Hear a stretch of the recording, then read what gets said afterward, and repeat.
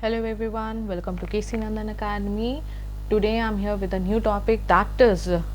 Regulation of safety measures in construction and maintenance of vehicle. ये motor vehicle act का second topic है जिसके बारे में हम बात कर रहे हैं। पहले टॉपिक में हमने कुछ बेसिक फीचर्स हम लोगों ने डिस्कस किए कि मोटर व्हीकल एक्ट में क्या बेसिक फीचर्स हैं, और उसके साथ साथ उसके मोटर व्हीकल एक्ट के ही आगे के हम लोग कुछ ऐसे सेक्शंस को हम लोग डील कर रहे हैं जो आपकी सेफ्टी से रिलेटेड है, मोटर व्हीकल सेफ्टी से रिलेटेड, आपकी सेफ्टी से रिलेटेड, जो आपको मेजर्स लेने चाहिए while driving a motor vehicle और राइडिंग मोटर व्हीकल। और साथ के साथ कंपनसेशन कैसे क्लेम कर सकता है एक विक्टिम, क्या क्लेम ट्रिब्यूनल्स कहाँ पर आप क्लेम कर सकते हैं पर्टिकुलर कंपनसेशन को, राइट। तो रेगुलेशन क्या कहता है आपका, रेगुलेशन कहता है under the motor vehicle act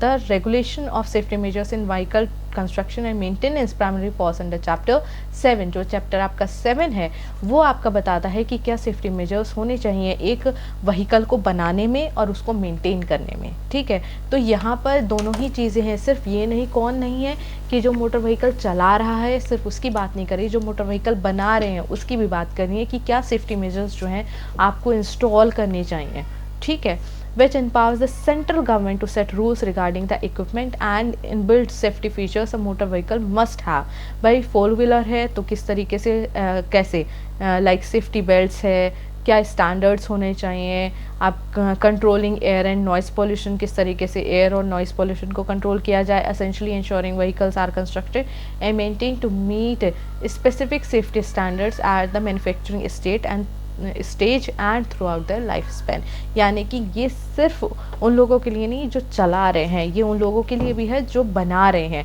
तो एट द मैन्युफैक्चरिंग स्टेज ही उनको कुछ सेफ्टी मेजर्स हैं जिनको मेंशन किया जिनको ध्यान में रखते हुए एक पर्टिकुलर मोटर व्हीकल को बनाया जाए ताकि नॉइज़ और एयर पोल्यूशन जो है वो कंट्रोल हो। जो आपके गवर्नमेंट ने rules and regulations let down करे हैं उनको मीटअप करे आपका मोटर व्हीकल। जैसे कि सेक्शन 109 है जो कहता है कि every motor vehicle must be constructed and maintain to be under effective control of the driver at all times. भाई एक पर्टिकुलर गाड़ी है, उस गाड़ी के अंदर ये जो ड्राइवर है इसकी रीच में होना चाहिए हर वो चीज़ कि अगर बाय चांस गाड़ी आ रही है, गाड़ी सामने से आ रही है तो वो ब्रेक लगा सके, खुली रोड है एक्सीलरेटर कर सके, एकदम से कुछ हो गया है तो ब्रेक वगैरह सब कुछ जो है वो उसके हाथ मतलब उसके रीच में होना चाहिए, ठीक है, कंट्रोल में होना चाहिए ताकि कोई भी मिस हैपनिंग होने से बचा जा सके। सेक्शन 110 क्या कहता है, grants the central government the power to make rules regarding construction equipment and safety measures of motor vehicle, ठीक है। आपने देखा होगा टाइम टू टाइम गवर्नमेंट जो है वो इंस्ट्रक्शंस देती है मैन्युफैक्चरिंग जो फैक्ट्रीज़ होती हैं, जो मैन्युफैक्चरर्स होते हैं उनको टाइम टू टाइम जो है गाइडलाइंस देती हैं कि अब जो नए जो मोटर व्हीकल्स लाए जाएं उनमें ये चीज़ों को मेंशन देखते हुए उनको बिल्डअप किया जाए। क्योंकि देखिए पहले आपने अगर देखा होगा तो पहले जिस तरीके से मोटर व्हीकल्स फंक्शन करते थे पॉल्यूशन वगैरह इतना ध्यान नहीं दिया, लेकिन अब जिस तरीके से पॉल्यूशन की मात्रा जिस तरीके से हमारे यहाँ पे बढ़ रही है उसी को मद्देनज़र रखते हुए इसको और ध्यान में रखते हुए नई नई टेक्नोलॉजीज़ का इस्तेमाल किया है ताकि कम से कम अब इलेक्ट्रिक की तरफ क्यों जा रहे हैं, क्यों कहा जा रहा है कि आप इलेक्ट्रिक ईवी की तरफ झुकिए। अगर आप लोकल में हैं तो प्लीज़ मेक श्योर कि ईवी, अब तो खैर ईवी इस तरीके के आ कि आप लॉन्ग टूर्स पे भी जा सकते हैं, but at the same time the electric vehicles को क्यों प्रमोट किया जा रहा है ताकि कम से कम जो है वो पोल्यूशन हो। तो गवर्नमेंट जो है time to time with the passage of time जो आपकी सोसाइटी की नीड होती है उसी के अकॉर्डिंगली जो है कुछ मेजर्स जो है वो लेट डाउन करती हैं या कुछ गाइडलाइंस जो है वो मैन्युफैक्चरर्स को देती हैं ताकि वो जब मैन्युफैक्चर करें अपने मोटर व्हीकल्स को तो उन चीज़ों का ध्यान रखें। सेक्शन 111 क्या कहता है, state government to create rules regarding vehicle construction equipment and maintenance. मैंने वही कहा कि जैसे जैसे आपके नीड होती है उसी हिसाब से जो है आपके मोटर व्हीकल्स को बनाया जाता है या उनमें कुछ फीचर्स अगर ऐड होने चाहिए तो वो भी किए जाते हैं। इंपॉर्टेंट एस्पेक्ट्स क्या हैं आपके ब्रेकिंग सिस्टम, जो आपके स्टैंडर्ड अलग अलग स्टैंडर्ड होते हैं, ब्रेकिंग एफिशिएंसी भाई अलग ब्रेकिंग एफिशिएंसी होना चाहिए, उसकी परफॉर्मेंस अच्छी होनी चाहिए भाई, तभी आप कोई भी इनएविटेबल एक्सीडेंट को होने से रोक सकते हैं। टायर स्पेसिफिकेशन, लाइटिंग सिस्टम, ठीक है, सेफ्टी बेल्ट्स जो है वो प्रॉपर होनी चाहिए, विंड स्क्रीन या ग्लास स्टैंडर्ड्स जो है वो मेंटेन होने चाहिए, पीरियोडिक इंस्पेक्शन होना चाहिए। आपने देखा होगा कि आपको खुद ही कॉल नहीं करते हैं, आपकी 3-4 जो सर्विसेज होती हैं वो आपको बार बार कॉल करके कहते हैं आपकी सर्विस जो है वो ड्यू है, आपको इस टाइम पे आना है, या इतने किलोमीटर चलाने के बाद आप आइए सर्विसिंग कराइए। वो क्यों कराया जाता है? ताकि वो कुछ सेफ्टी मेजर्स हैं जो उनको ध्यान में रखते हुए ये करा जाता है, ताकि कम से कम पॉल्यूशन है, कम से कम जो है जो आपका अंदर इंटरनल सिस्टम है मोटर व्हीकल का वो प्रॉपर फंक्शन कर रहा है नहीं कर रहा है, उस चीज़ को ध्यान में रखते हुए कुछ ले डाउन्स हैं। तभी जो है आपकी जो कुछ सर्विसेज हैं वो फ्री करी जाती हैं, ताकि इंसान आए और अपने जो मोटर व्हीकल है उसकी प्रॉपर जांच करा पाए। Enforcement and compliance, central motor vehicle rules जो हैं वो लेट डाउन करे गए हैं। जो रेलिवेंट अथॉरिटीज़ हैं वो इन जो इक्विपमेंट्स है, ये और ये कौन लेट डाउन करता है? ये आपकी गवर्नमेंट लेट डाउन करती है, टाइम टू टाइम जिस हिसाब से ज़रूरत होती है उस हिसाब से लेट डाउन करती है, right. Punishment for the violation, आपके ऊपर कोई पेनल्टी या लीगल एक्शन लिया जा सकता है वो मोटर व्हीकल ओनर पे या मैन्युफैक्चरर के ऊपर, अगर आप उन रेगुलेशंस को फॉलो नहीं करते हैं जो कि आपके सेंट्रल मोटर व्हीकल रूल्स के में दिए गए हैं, ठीक है। उसके बाद है हम जो इम्पॉर्टेंट टॉपिक है जिस पर क्वेश्चन आता है वो है special provisions relating to compensation payments, ठीक है। अब कंपनसेशन की हम बात करते हैं। देखिए विक्टिम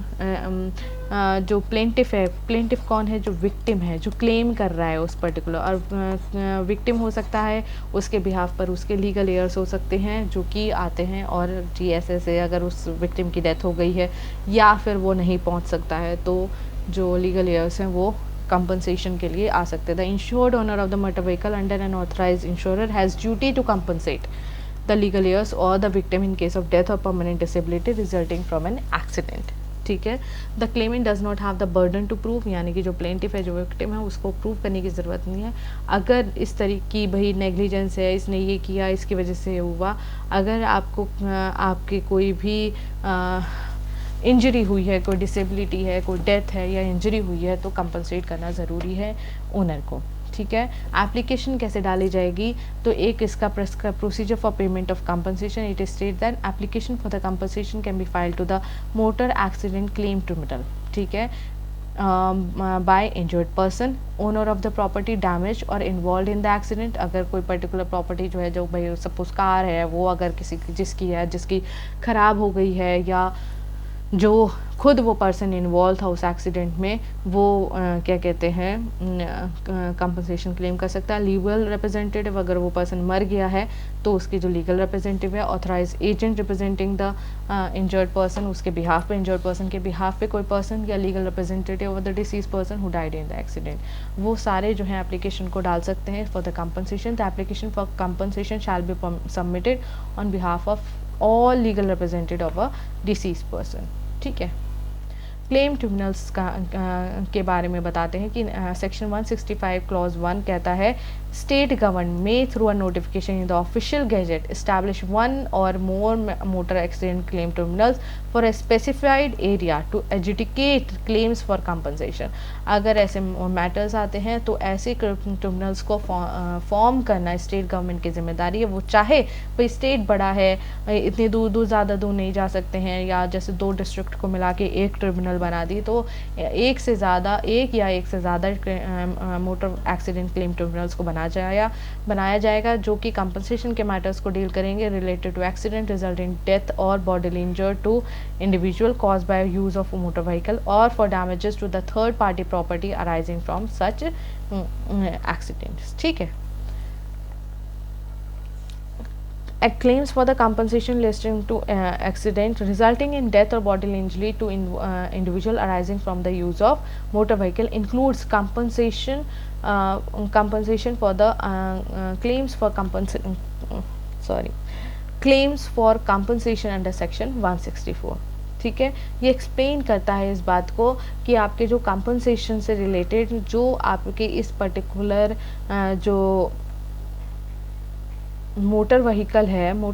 है उससे होने वाले एक्सीडेंट को जो में जो एक्सीडेंट हुए हैं उसमें जो भी आपके चाहे डेथ हुई हो, जो बॉडीली इंजरी हुई हो, अगर वो मोटर व्हीकल के इस्तेमाल से करी गई है तो उसके क्लेम के लिए आप उस पर्टिकुलर ट्रिब्यूनल में एप्लीकेशन डाल सकते हैं। सेक्शन 164 क्लॉज 2 क्या कहता है? Claim tribunal shall have as many members as the state government deems appropriate to appoint, यानी कि कोई स्पेसिफिक नहीं है, कम से कम if the claim tribunal consist 2 or more members, one of them shall be designated as a chairman. ठीक है, कोई स्पेसिफाइड नहीं है, जितनी स्टेट गवर्नमेंट को लगता है उतने लोग जो है वो क्या कहते हैं अपॉइंट कर सकता है, डिपेंडिंग कि किस तरीके की कितनी केसेस या कितने आपके केसेस जो हैं वो वहाँ पर आते हैं।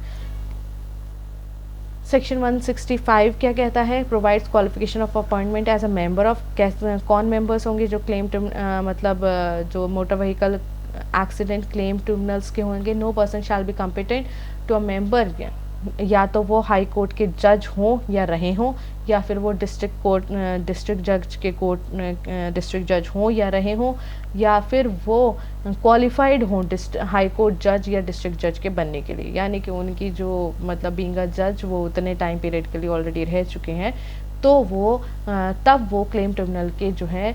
मेंबर हो सकते हैं। ठीक है, तो 164 के एक्ट प्रोवाइड करता है, if multiple claim tribunals are establish in a given area the state में थ्रू अ जनरल और special order manage the location of business among them. ये कर सकता है स्टेट गवर्नमेंट, ये कर सकता है अगर एक एरिया है, एक वहाँ पे एक से ज़्यादा है, तो कई बार जैसे थाने में आते हैं या क्या कहते हैं कोर्ट्स में जब आते हैं तो एरियाज़ बांट दिए जाते हैं कि भाई इतने इसके आपके, इतने इसके आपके, इस तरीके से कर सकता है। ठीक है, तो ये जो है वो पर्टिकुलर चीज़ें हैं आपके कंपनसेशन से रिलेटेड। आपके कंपनसेशन की एप्लीकेशन किस तरीके से और किसके द्वारा दी जा सकती है वो इम्पॉर्टेंट है।